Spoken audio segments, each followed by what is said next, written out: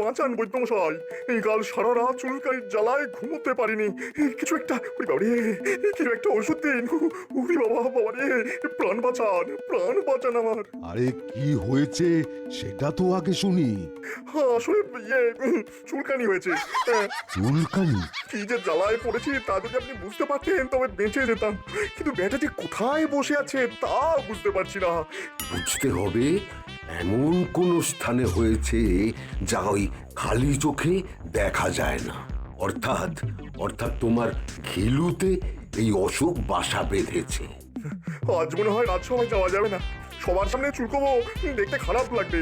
রাজামশাইকে বলে দেবেন যে আমার চুলকানি হয়েছে, তাই আজ আসতে পারছি না। বাবারে, বেটা তর্ক যুদ্ধ এড়াবার জন্যই চুলকানির ভান করছে। চুলকানি হচ্ছে ওর মাথায়। আহ, কি শান্তি, কি শান্তি। এবারে মাথাটা খুলবে মনে হচ্ছে। ওই পণ্ডিত লোকটাকে তুমি কি প্রশ্ন করবে বলে ঠিক করেছো? সেটাই তো মুশকিল রে পুটি। আমি প্রশ্ন করতে পারলে তো বেটা নেচ তুলে পালাতো, কিন্তু সেটি তো হবে না। প্রশ্ন করবে সে, আর উত্তর দেবে মহারাজের রাজসভার সদস্যরা। উত্তর তো দেবে পণ্ডিত, মন্ত্রী, সেনাপতি, বৈদ্য এরা। তোমার এত মাথা ঘামানোর কি আছে? মন্ত্রী ভগবান, আরে ওর মাথায় যদি এতটুকু ঘিলু থাকে তাও খরচা করে আমায় কি করে অপমান করবে সে ব্যাপারে মাথা খাটাতে খাটাতে। ওর মগজে আর ঘিলু বলে কিছু নেই। আর বাকিরা বাকিরা সব গর্ধ, মাকাল ফল। ওরে পুটি, বলি এত জল ঢালিস না রে, ঢালিস না। এরপর তো মাথার ঘিলু সব শিকনি হয়ে যাবে, নাক দিয়ে গড়াবে। এই তোল তোল, একটু শুকিয়ে নে, তাহলে ঘিলুগুলো গরম হয়ে কাজ করবে। এই দেখো, সবকিছু নিয়ে ঠাট্টা মেরো না গিন্নি। বুদ্ধিহীন বলেই তোমার গলায় মালা দিয়েছিলাম, বুঝলে? ও, আরে আমার মরণ রে, বলি বুদ্ধি থাকলে কোন রাজকন্যার গলায় মালা দিতে শুনি? এই এই কি হলো? এই গরমে চাদর মুড়ি দিয়ে শুয়ে আছো কেন গো? চুলকানি গিন্নি, চুলকানি। চুলকানি তো চাদর মুড়ি দিয়ে কি করছো? যা, সবার সামনে চুলকোতে লজ্জা করে না, তাই তো ঢাকা দিয়ে আছি। কিন্তু চুলকানি হলো কোথায়? সেটাই তো খুঁজে পাচ্ছি না, কোথায় যে হতে পারে। আচ্ছা, কোথায় হতে পারে বলে মনে হয় তোমার বলতো? এই, তুমি কি আজকাল নেশা ভাঙ করছো নাকি? চুলকানির যে কি জ্বালা তা তুমি বুঝবে না গিন্নি, তা তুমি বুঝবে না। তোমার মুন্ডুতে চুলকানি হয়েছে বুঝলে, একেবারে বুদ্ধির জাহাজ। এখনো পর্যন্ত কিছুই করে উঠতে পারলেন না, আবার তর্কযুদ্ধে নেমেছেন উনি এই বুদ্ধি নিয়ে। গোপালকে নিয়ে ঘিলু না ঘাটিয়ে পণ্ডিতকে নিয়ে মাথা খাটাবে তা নয়। তোমার তোমার মাথা খারাপ হয়ে গেছে। আমার চুলকানি হয়েছে আর আমি যাবো ওই মূর্খ পণ্ডিতটার সঙ্গে তর্ক করতে? হ্যাঁ, মহারাজ যদি দেখে ফেলে আমি সবার সামনে চুল করছি, মহারাজ কি মনে করবেন বলো তো? তুমি কুয়োয় ডুবে থাকো চিরদিনের মতো, আমার জ্বালা মেটে। ব্যাটার খালি ওই বড় বড় কথা। আরে যখন সেই কূটনীতিক পণ্ডিত এলো তখন কিছু একটা বলে তর্কযুদ্ধটা এড়ানো যেত, তা না ওই মহারাজকে খুশি করার জন্য বুক ফুলিয়ে বলে বসলো। মহারাজ মহারাজ এসব তর্ক আগেও অনেকবার করেছি, প্রত্যেকবারই ওই জয়লাভও করেছি। এ ব্যাপারটা আমার ওপর ছেড়ে দিন মহারাজ, আমি না হয় বুঝে নেব। এখন ওই ভয় পেয়ে চুলকানির অভিনয় করছে। মহারাজ জিজ্ঞাসা করলে সেই মিথ্যে কথাটা তো আমাকেই বলতে হবে। আমার হয়েছে যত জ্বালা। উপস্থিত ভদ্র মহোদয়গণ, আজ আমরা যে তর্কযুদ্ধের আয়োজন করেছি তাতে স্বাগত জানাচ্ছি পণ্ডিত ও কূটনীতিজ্ঞ শ্রী শ্রী জ্ঞানাচার্যকে। তাঁকে আমার প্রণাম। মহারাজকে আমার প্রণাম। আপনি যে নবরত্ন সভা প্রতিষ্ঠা করেছেন তা কতজন রাজা করতে পেরেছে? এই সভায় গুণীজনের অভাব নেই। আমি তাদের সঙ্গে তর্কে প্রবৃত্ত হয়েছি এই কারণে যে যদি তাদের আমি তর্কে পরাস্ত করতে পারি তবে আপনার সভায় আমার স্থান পাবো বলে আমার বিশ্বাস। নিশ্চয়ই নিশ্চয়ই, কিন্তু তার আগে তো পরীক্ষা দিতে হবে আমার সভার অমাত্যদের পরাস্ত করে। আপনার গুণীজনদের পরাস্ত করার জন্যই আমার এখানে আসা। এবার আদেশ করুন। কি ব্যাপার বৈদ্যমশাই, আমার নতুন মন্ত্রী ভগবান কই? তাকে তো দেখতে পাচ্ছি না। ও, এত বিলম্ব কেন? আচ্ছা, আপনি তো তার প্রতিবেশী, কোনো খোঁজ পেয়েছেন তার? আগে মহারাজ মানে ওই আহ, আগে আগে কি? পরিষ্কার করে বলুন, ভগবান কোথায়? আসল কথাটা হলো ভগবান খুব অসুস্থ, অসুখটা ওই গুরুতর। গুরুতর? কি হয়েছে তার? কি এমন গুরুতর অসুখ যে আজকের মতো একটা বিশেষ দিনে সে অনুপস্থিত হলো? আগে যা হয়েছে তা সবার সামনে বলাটা কি ঠিক হবে মহারাজ? কেন হবে না? এটা রাজসভা, মহারাজের সামনে সবই বলা যায়। যথার্থই বলেছ গোপাল। তা বৈদ্যমশাই বলুন, ভগবানের ঠিক কি হয়েছে? মহারাজ, নতুন মন্ত্রীর চুলকানি হয়েছে। আমি কিন্তু এর থেকে বেশি কিছু জানি না মহারাজ। ভগবান তো বুঝতেই পারছে না তার কোথায় ঠিক ওই চুলকানি হয়েছে। চুলকানি হয়েছে, অথচ সে নিজেই জানে না কোথায় হয়েছে। এ কি পাগল নাকি? পাগল মোটেই নয়, আমি জানি ভগবানের কোথায় চুলকুনি হয়েছে। মাথার ঘিলুতে। আসলে মহারাজ, ভগবান আমাকে অপদস্থ করবে বলে এত মাথা ঘামায় যে মাথা ভেদ করে চুলকানির পোকা তার মাথায় উঠে গেছে। এমন অসুখের নাম তো জীবৎকালেও শুনিনি মহারাজ। তবে তদন্ত করে দেখুন এই চুলকানির পেছনে অন্য কোনো কারণ আছে কিনা। আপনার কাছে আমি ক্ষমা প্রার্থী। মন্ত্রীর কথা তো শুনলেন, মানে তার অনুপস্থিতিতে তো আর তর্ক চলতে পারে না, বিশেষ করে যখন সে নিজেই আপনার সঙ্গে তর্ক করতে রাজি হয়েছে। দয়া করে এই তর্কযুদ্ধ একদিন যদি পিছিয়ে দেন তাহলে খুবই ভালো হয়। না না না না না না, একদিন কেন, যত দিন ইচ্ছে পিছিয়ে দেওয়া যায়। আগে আপনার ওই মন্ত্রীর চুলকানির উৎস খুঁজে পাওয়া যাক, তাহলে আমি কি ওই আগামীকাল আসতে পারি? মহারাজ, ওনাকে বলে দিন কালই আসতে। মন্ত্রী না থাকলে কি হয়েছে, আমি তো আছি। মহারাজের সম্মান রাখতে যে কোনো কাজেই আমি রাজি মহারাজ। আমি জানি গোপাল, আর কেউ না থাক, তুমি আমার শেষ ভরসা। এই চুলকানির জায়গা খুঁজে পেলে? না, ও আর পাওয়া যাবে বলেই তো মনে হয় না। হ্যাঁ, আর ওই খুঁজে বের করার কোনো দরকার নেই। মহারাজের নির্দেশ, কাল কিন্তু ওই রাজসভায় হাজির থাকতেই হবে। হবে এই চুলকুনি নিয়ে? কি লজ্জার কথা! না গেলে তো আরো অপমান। মহারাজ ওই গোপালকে দায়িত্ব দিয়েছে তর্ক করার জন্য। শুধু তাই নয়, ওই গোপাল বলেছে তোমার নাকি মাথার ঘিলুতে চুলকানি হয়েছে। কি এত বড় কথা বলেছে আমায় নিয়ে? মহারাজ ওকে দিয়েছে তর্ক করার অনুমতি? তাহলে তো আমাকে কালই যেতে হবে। হ্যাঁ, যাও যাও যাও। আর হ্যাঁ, গোপাল আর কি বলেছে জানো? বলেছে মন্ত্রী না থাকলে থাকবে না, আমি তো আছি। হ্যাঁ, এই কথা বলেছে? বুদ্ধমশাই, আমার চুলকনিটা ওর মাথায় দিয়ে দেওয়া যায় না? হ্যাঁ, আগে তোমার মাথা খালি করো, তারপর তো গোপাল। এত চিন্তা করছেন কেন মহারাজ? দেখবেন ঠিক উপায় বেরিয়ে যাবে। হ্যাঁ, কে তর্ক করবে এই মহাপণ্ডিত কূটনীতিকের সঙ্গে? গোপাল তো আছেই, ওর বুদ্ধির কোনো তুলনা নেই। তা তো ঠিকই, কিন্তু গোপাল তো আমার সবার ভাঁড়। ওর সঙ্গে কি মহাপণ্ডিত তর্ক করতে রাজি হবেন? করবেন না কেন? বুদ্ধি কি জাতপাতের উপর নির্ভর করে? মন্ত্রী মশাইয়ের কথাই ধরুন না কেন, ও তো ব্রাহ্মণ, আর গোপাল নাপিতের ছেলে। কিন্তু বুদ্ধিতে গোপালের ধারে কাছে ভগবান আসে না। কেন বলুন তো? কারণ তত বুদ্ধি ওর ঘিলুতে দেওয়া হয়নি। যে কোনো কারণেই হোক, গোপালের ঘিলুতে বুদ্ধি একটু বেশি দেওয়া হয়েছে। এর পরিচয় আপনিও পেয়েছেন পূর্বে। সুতরাং চিন্তা না করাই ভালো মহারাজ। আপনি বরং ঘুমানোর চেষ্টা করুন। হ্যাঁ, এই বলি, তোমাকে তো কোনো ব্যাপারে এত ভাবতে দেখিনি। কি হয়েছে বলো তো? তর্ক করতে হবে গিন্নি, তর্ক করতে হবে। তোমাকে তর্ক করতে হবে? এ সেই মহাপণ্ডিত যার সঙ্গে তোমার মতো মহামূর্খের যুদ্ধ হবে? সবই ভগবানের ইচ্ছে। পণ্ডিত যেখানে যেতে ভয় পায়, একমাত্র মহামূর্খরাই সেখানে পৌঁছতে পারে গিন্নি।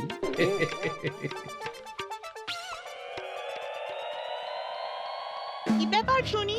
আমাকে দেখেই তো আর সব চুলকানি সেরে গেল।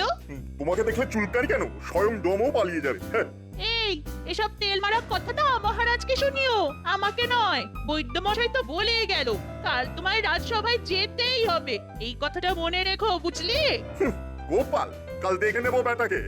আমি না পারলে কেউ পারবে না, এই তোকে বলে দিচ্ছি। মুখে মারিতং জগৎ।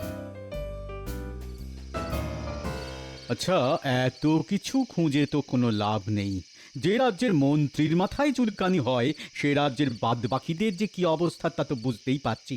আচ্ছা, গোপাল ভাঁড় বলে একজন মহারাজকে আশ্বাস দিল সে নাকি আমার সব প্রশ্নের উত্তর দেবে। এই দেশে হবেটা কি একজন ভাঁড় দেবে আমার প্রশ্নের উত্তর? যাক বাবা, এত পড়াশোনা করে কোনো লাভ নেই। এমন একটা মোক্ষম চাল দেব, গোপাল কেন, গোপালের 14 পুরুষ পর্যন্ত ভিড় মিখে পড়ে যাবে। আচ্ছা, মহারাজেরও কি মাথায় চুলকানি হয়েছে একটা ভাঁড়কে আমার সঙ্গে তর্কযুদ্ধে নামাবে? যাক, চিন্তার কিছু নেই, জয় আমার নিশ্চিত।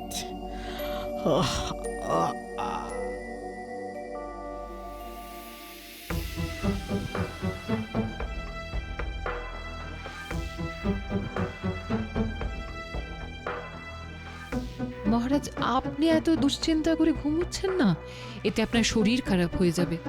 দেশের রাজা যদি অসুস্থ হয়ে পড়েন, দেশ চালাবে কে? রানী রানী, তুমি বুঝতে পারছো না, ওই কূটনীতিকের কাছে যদি আমার সভাসদরা পরাজিত হয় তাহলে সে খবর চারিদিকে ছড়িয়ে যাবে। কি অপমান, কি অপমান! আমি আমি মুখ দেখাও কি করে? এসব আপনি ভাবছেন কেন? আগেই তো বলেছি মহারাজ, উপায় একমাত্র গোপাল।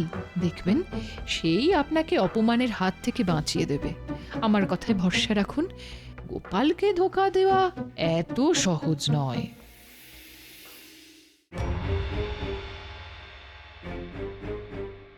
আজ যেভাবেই হোক মহারাজের মান বাঁচাতেই হবে, কিন্তু কি প্রশ্ন করবে সেটাই তো বুঝতে পারছি না। তবে হ্যাঁ, এমন উত্তর দেব যে সেই উত্তর বুঝতে বেটার অনেক সময় কেটে যাবে। কিন্তু আমি তো আগে কিছু বলবো না, ভগবান কি বলে আগে দেখি, তারপর জবাব দেব। তবে ওই জ্ঞানাচার্যের সঙ্গে আর যেই হোক ভগবান পেরে উঠবে না, নইলে তার মাথায় চুলকুনি হতো না।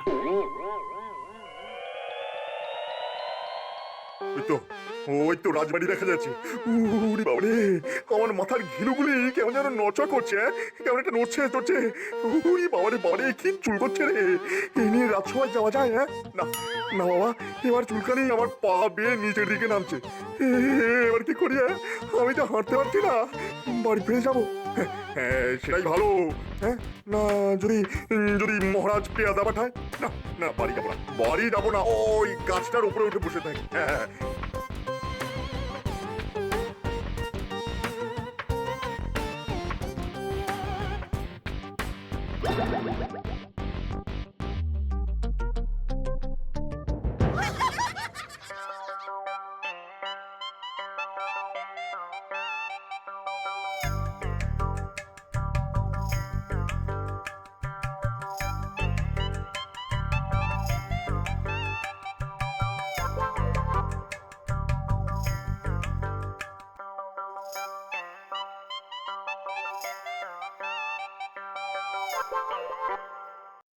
সবাই উপস্থিত? আগে সবাই উপস্থিত, শুধু নতুন মন্ত্রী ভগবান ছাড়া। কেন কেন?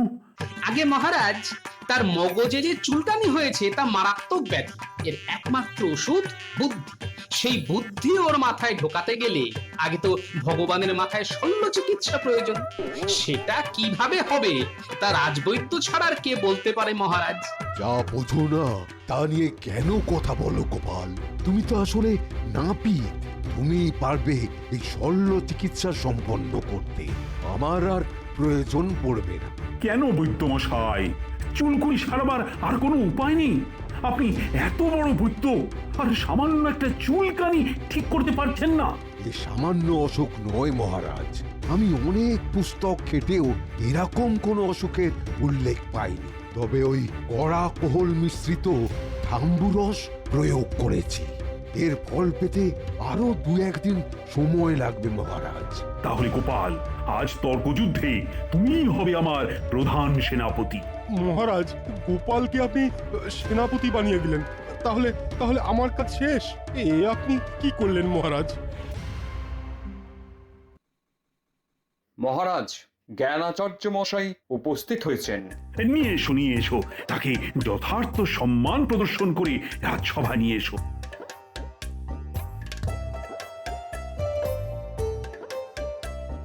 আসুন আসুন আসুন আসুন আচার্য জ্ঞানাচার্য মশাই, আসন গ্রহণ করুন। তাহলে মহারাজ, তর্ক শুরু হোক। এই সভায় সবাই প্রস্তুত তো? হ্যাঁ মহারাজ।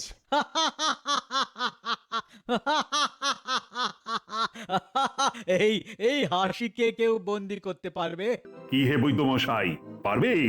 না মহারাজ, শব্দকে বন্দি করার উপর একটা পুস্তক ছিল বটে, কিন্তু এখন ওটা ওই উইয়ে কেটে দিয়েছে, তাই ওই পড়ে আসতে পারিনি। রাজকবি, তুমি পারবে? শব্দ আমি বাক্যে বন্দি করতে পারি, খাতায় লিখি, কিন্তু হাতে বন্দি করতে পারবো না মহারাজ। এবার সেনাপতি, তুমি এত বড় বীর আর সামান্য হাসিকে বন্দি করতে পারবে না? আমি তো আর সেনাপতি নেই মহারাজ, গোপালকে আপনি যে সেনাপতি বানিয়ে দিয়েছেন। তাহলে তো পড়ে রইল একা গোপাল। তা গোপাল, তুমি কি এই কর্ম করে দেখাতে পারবে? মহারাজ আদেশ করলে এমন কোনো কর্ম নেই যা আমি করতে পারবো না। আমাকে কি আপনি এই প্রশ্নের উত্তর দিতে বলছেন? নিশ্চয়ই নিশ্চয়ই। তাহলে মহারাজ, অন্দরমহল থেকে একটা পেতলের কলসি নিয়ে আসতে বলুন।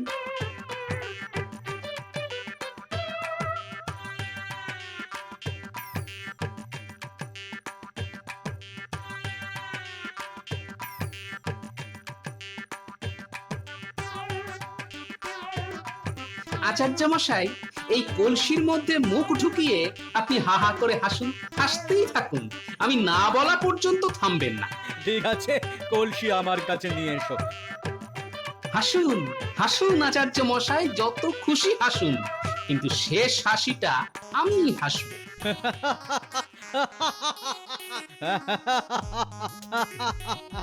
মহারাজ, আমি যা বলবো দয়া করে সেটাই বলবেন।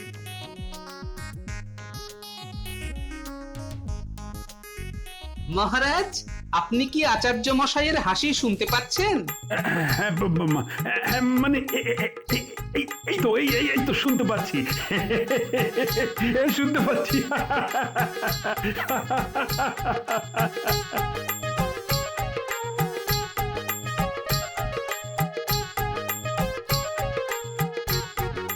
কি বৈদ্য মশাই, আপনিও শুনতে পাচ্ছেন? মহারাজ যখন নিজে শুনেছেন, তখন আর আমি উল্টো কথা কিভাবে বলি? হ্যাঁ মহারাজ, এই তো শোনা যাচ্ছে।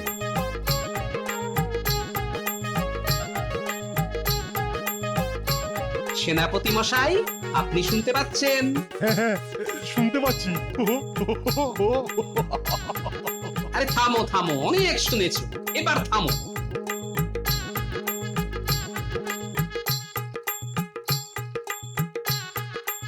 এবার শুনুন, দেখুন কি করে শব্দকে বন্দি করতে হয়। এটা কি হচ্ছে গোপাল? আমি তো কিছুই শুনতে পাচ্ছি না। শুনতে পাচ্ছেন না? সে কি কথা, স্বয়ং মহারাজ শুনলেন আর আপনি পেলেন না? নিশ্চয়ই আপনার কানে চুলকুনি হয়েছে। বৈদ্যমশাই, কিছু ওষুধ আছে, এখনই নিয়ে আসুন না। আছে আছে, ফুটন্ত তেল, এক কলসি ঢাললেই সব শুনতে পাবেন উনি। না না না, তার আর দরকার নেই, এই তো আমি স্পষ্ট শুনতে পাচ্ছি। তবে স্বীকার করুন, আপনি পরাজিত হয়েছেন, নইলে কিন্তু গরম তেল। হ্যাঁ, আমি হার স্বীকার করছি, গোপালের জয় হলো। কিন্তু গোপাল, এটা তো তঞ্চকতা হলো। মহারাজ, কূটনীতি ও যুদ্ধে তঞ্চকতা অপরাধ নয়। জ্ঞানাচার্য আসলে কূটনীতিতে আমাদের পরাজিত করে মহামন্ত্রীর পদ নিতে চাইছে। লোভের পরিণাম এটাই হয় মহারাজ। কূটনীতি নিশ্চয়ই আপনাকে বোঝাতে হবে না।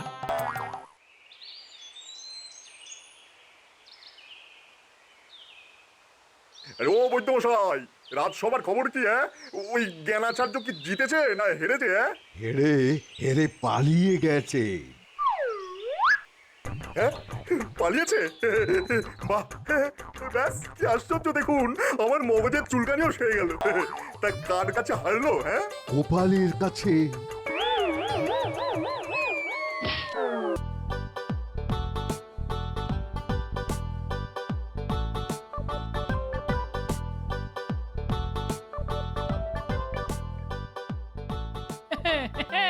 একেই বলে বুড়ো বয়সে ভীমরতি। বলি হচ্ছেটা কি? হ্যাঁ, এটা কি মস্করা হচ্ছে?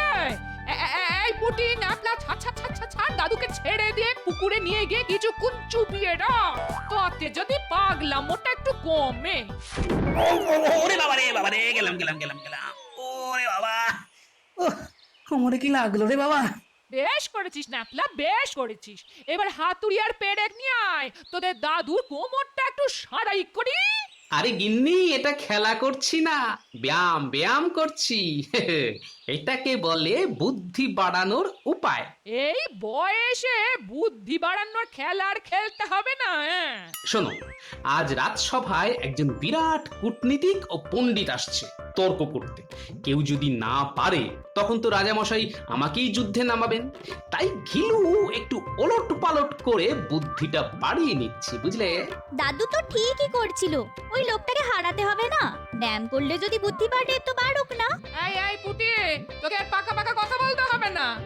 দেখো গিন্নি, তোমার কথায় কিন্তু বুদ্ধির ব্যায়াম করলাম না। হার হলে কিন্তু তোমার স্বামীর অপমান হবে, মনে রেখো কথাটা। থাক থাক থাক, কোমর ভেঙে আর বুদ্ধি বাড়াতে হবে না। হ্যাঁ, এই বিছানায় পড়ে থাকলে আমি কিন্তু তোমার সেবা